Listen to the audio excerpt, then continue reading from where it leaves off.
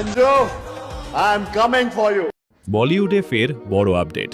কার্তিক আরিয়ান নাকি টি সিরিজের সঙ্গে ভুলভুলাইয়া 4-এর জন্য চুক্তিবদ্ধ হয়ে গেছেন। আর এবার সামনে আসছে আরও বড় খবর।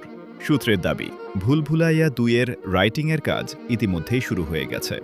সবকিছু ঠিক থাকলে আগামী বছরের শুরুর দিকেই ছবির শুটিং শুরু হতে পারে।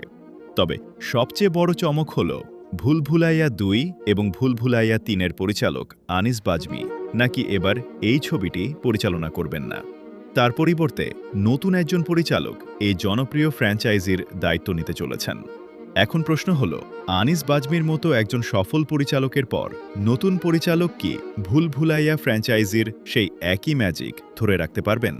কার্তিক আরিয়ানের সাম্প্রতিক কয়েকটি ছবি প্রত্যাশামতো সাফল্য না পেলেও ভুলভুলাইয়া ফ্র্যাঞ্চাইজি বরাবরই বক্স অফিসে দর্শকদের ভালোবাসা পেয়েছে।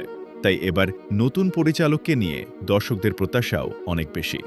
তবে এখনও এই বিষয়ে নির্মাতাদের পক্ষ থেকে কোনো আনুষ্ঠানিক ঘোষণা আসেনি। তাই এই আপডেটকে আপাতত গুঞ্জন বা প্রাথমিক তথ্য হিসেবেই দেখা উচিত। এবার আপনাদের মতামত জানার পালা।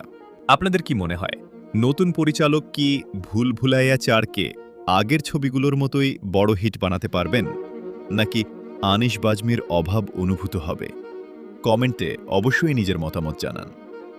ভিডিওটি ভালো লাগলে একটি লাইক দিন, চ্যানেলটি সাবস্ক্রাইব করুন এবং সিনেমার এমনই সব নতুন আপডেট সবার আগে পেতে আমাদের সঙ্গেই থাকুন।